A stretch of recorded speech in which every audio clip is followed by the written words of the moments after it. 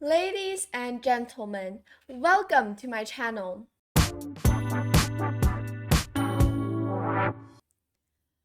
Today we're going to be taking a look at the 2025 Women's World Chess Championship. This is the highest level tournament in women's chess where two players will be participating, the current world chess champion, women's world chess champion, Wenjun, and the challenger Tan Zhongyi. And this tournament will determine the new women's world chess champion, whether it is still Wenjun or it will be the new world chess champion Tan Zhongyi. And actually, these two, they have quite a history. First of all, they are both from China. And second of all, in 2018, they have been playing against each other in the Women's World Chess Championship. And at that time, Tan Zhongyi is the world champion herself, and Zhu Wenjun is the challenger. And in that year's World Chess Championship, Zhu Wenjun actually won the title from Tan Zhongyi and became the new Women's World Chess Champion. And this year, Tan is back for revenge, and will she be able to win back her title? Or will still Zhu Wenjun still saves her crown? And I think this is already the fifth time. And yeah, it's very tense, and the outcome can be unexpected as well. So the 2025 FIDE Women's World Chess Championship determines who will be the women's chess champion, and here we have these two players. First of all, let's meet the champion. Grandmaster Zhu Wenjun is the current women's world champion, currently the second highest rated woman player in the world. Zhu Wenjun is a four-time women's world champion. She first gained the most coveted title in women's chess in 2018 after defeating Tan herself. Since then, she's proved to be a dominant force in women's chess and hasn't let go of her crown for years. And here, let's meet the challenger. Grandmaster Tan Zhongyi is no stranger to world championships.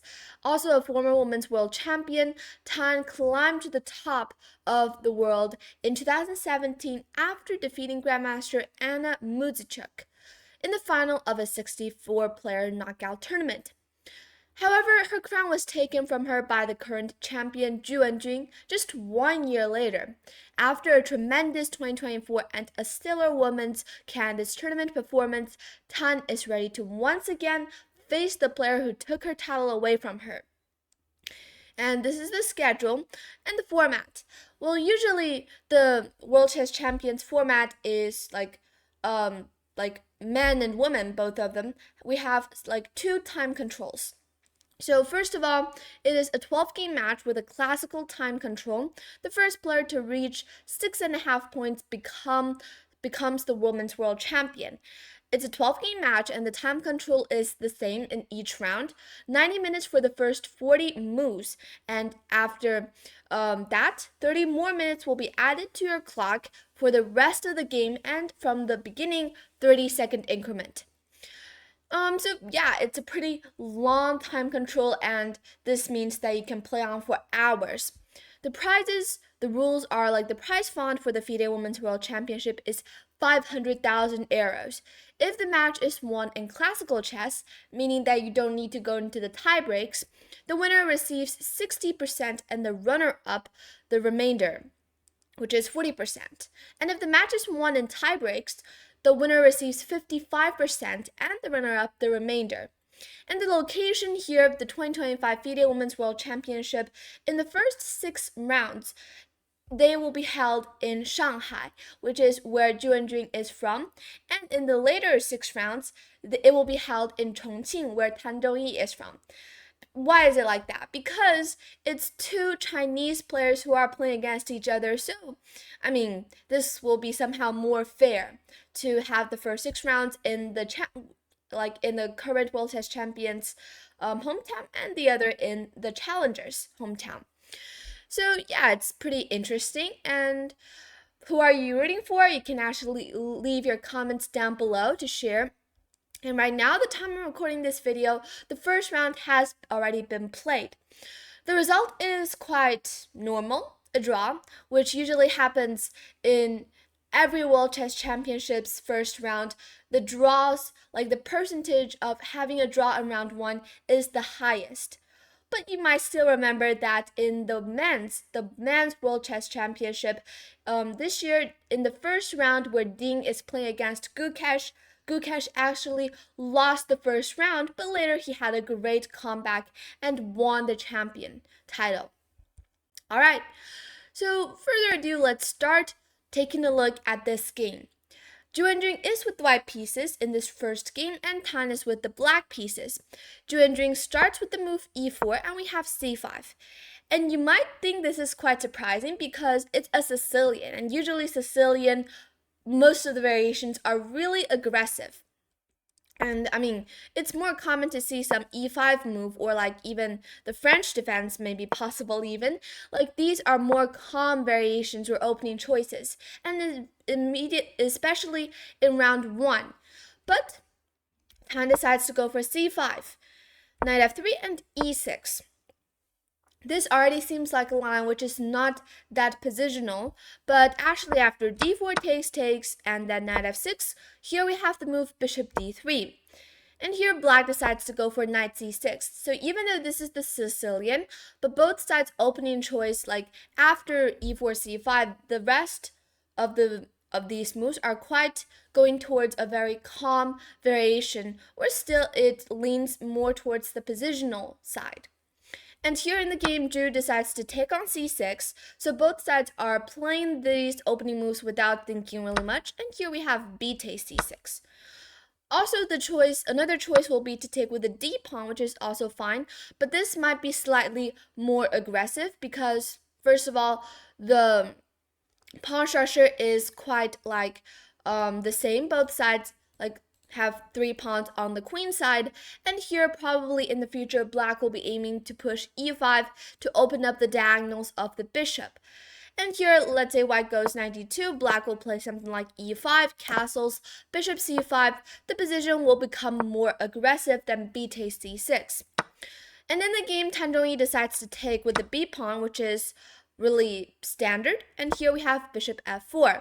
Well, actually, bishop f4 is a move that is not considered the most widely played here. Instead, usually white goes short castle. And see what black does. Let's say if black goes d5, then here you can actually go e5, knight d7, and here you go rook e1. White is not in a hurry to develop this bishop because it still depends on how black is going to play. Maybe even in the future there's b3 ideas to fianchetto the bishop this side. So actually white is not in a hurry. But of course, bishop f4 immediately is also fine, and here in the game we have d5. So this is really common. It happens a lot, especially with this pawn structure. Black always, most of the times, goes d5 to open up in the center. And here we have knight d2. Of course, you don't want to take immediately on this d5 pawn because black will happily take with the c pawn. Because you see, before taking, the c6 pawn is a slight weakness because there's no pawns defending it. But then once you take, and after here c takes d5, not only does black gets to fix her problem in this case, but also opening up more diagonals for the bishops, more files for the rooks, and the position will be really convenient, comfortable for black. So that is why in the game, Wenjun decides to go for knight d2 to defend the e4 pawn, and here in the game we have g6. Wenjun decides to go for bishop g5. Even though this might seem like losing a tempo, like wasting a move, why are you moving the bishop twice in the opening? Why not go bishop g5 immediately? Well, of course, at this point, you can't really go bishop g5 because there's going to be queen a5 check to attack the bishop and also checking the king, and you'll have to go back again, which is kind of unnecessary. So that is why in the game, but still, why go bishop g5 here? Because you've already moved once. Like, why not go bishop g5 when you've already played bishop f4? Well, the reason is that here black has this really, like, This is a kind of pawn structure that you need to memorize in your mind. Whenever black pushes e6 and g6 at the same time, and there's a knight on f6, then you just have to know that it weakens the dark squares. So the bishop either stays on this diagonal or stays on this diagonal. But no matter which way it chooses, for example, if the bishop stays on this diagonal, then these dark squares might be weak. And if the bishop stays on this diagonal, then the dark squares here will be weak. So g6, this move is like a sword that can points towards two sides. The good thing is that black can now fianchetto the bishop, and the bishop can stay on a big diagonal, but the bad side is that it can somehow weaken the dark squares. And here white can actually go for it and play bishop g5 to put some pressure on the f6 knight. And in the game we have h6. But of course, bishop g7 right now is unplayable because there's e5 to win this f6 knight. And you can also go bishop e7 if you want, but I think it's better for black to preserve, to keep the choices. First of all, go h6 and see what white does. And in the game, we have bishop h4 back, bishop e7 right now, and here, short castle. Once again, black is unable to play bishop g7 because there's e5. But then, if you really want to somehow fianchetto the bishop, then you'll probably have to play something like, I don't know, maybe g5 here. But then after bishop g3, bishop g7, this is possible. But now after short castle, it might not be that safe for black to castle short side anymore. Probably it will be the best for the black king to stay in the center of the board for the rest of the game. So that is the reason that it's not that easy for black to fianchetto the bishop anymore. And here in the game, Tan Zhongyi decides to go for bishop e7 straight away. And here we have short castle and a5. But of course, black can also simply go short castle as well if you want. But a5 was played in the game by Tan. And her idea is to create more space on the queen side and also preparing for some bishop a6 ideas. And in the game, we have queen e2, preventing bishop a6, and short castle was played. Rook a d1. So it's clear that it is white who will be playing more on the king side because black has this really strange pawn structure, and somehow they're floating in the air, and there are a lot of weaknesses in black's king side. But for black is probably going to start pushing these pawns and create more counterplay on the queen side. And in the game, knight d7 was played. So right now, Tan definitely knows that Wenjun is trying to go for an kingside attack, and he definitely needs to do something. I mean, she needs to, at least right now, trade off some pieces, trade some attacking pieces of white's. And here she decides to go knight d7 to offer a trade of bishops. And here basically white only has two options, either to take on e7 or to go bishop g3 back. And here, actually, questionably, Wenjun, she spent 18 minutes on this move, deciding whether to go bishop g3 or to take on e7. Actually, in the interview after this game, some people also asked her why did she spend so much time on this bishop e7 move, and I think she said that she definitely knows that she only has these two options, so she needs to choose, and she has been calculating a lot on bishop e7 instead of bishop g3 because bishop g3 would lead to more aggressive positions because you're kind of keeping more pieces on the board, and probably that is why in the game she decides to go for bishop e7, but she only needs to check on whether exchanging a pair of bishops is good for her. And in the game, after 18-minute long thing, she decides to take, and here queen e7, c4 was played. So this was her follow-up idea to put a lot of pressure in the center on the d5 pawn. And here, for black's problem is this c8 bishop. It's pretty hard to develop it. And in the game, knight e5 was played by Tan Zhongyi. So now she is developing her knight and also putting some pressure on the pawn and the bishop. In the game, e takes d5 was played, and of course, knight takes d3. Because if you take back with the e pawn, then after takes, black will have this center isolated pawn, which will be a small weakness. And also the queens are on the board, so this is even more weak. if the queens are on the board. It will be much easier for white to attack it. So in the game here, that is why Tan Zhongyi decides to take on d3 first, and after queen takes d3, take with a c pawn and queen e3. And obviously you cannot take back right now because there's bishop a6, and after you block with knight c4, there's takes, and after here, rook f d8, queen c6, rook d c8, all of these moves are forced, and here white needs to play queen d6 to force a queen trade, and here knight d6, but at this point it is quite unclear. So probably that is why Zhu Wenjun didn't go for it, and maybe she even didn't calculate queen d6, or she didn't even thought of going for this really complex variation, and instead she just went for this more easy calculated move, and queen e3. In the game, queen g5 was played, Tan Zhongyi offering a queen trade, and this just seems that both sides are just going towards an endgame. H takes g5, c takes d5, and e takes d5.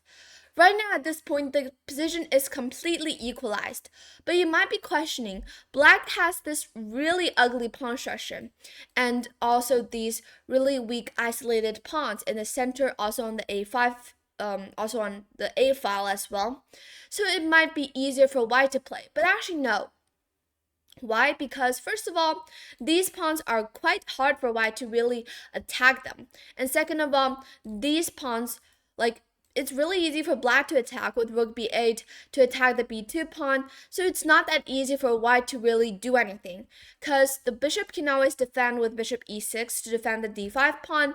As for the g5 pawn, there's always f6, and the a5 pawn, even a4, a3 is possible, and right now it is being defended by black's own rook, so the position is completely fine for black. And now white needs to find a plan. In the game, Zhu Wenjun decides to go for rook fe1 to develop her rook and also gaining control of this open file. In the game, we have rook b8, so black is also attacking the pawns. b3 was played, and here g4.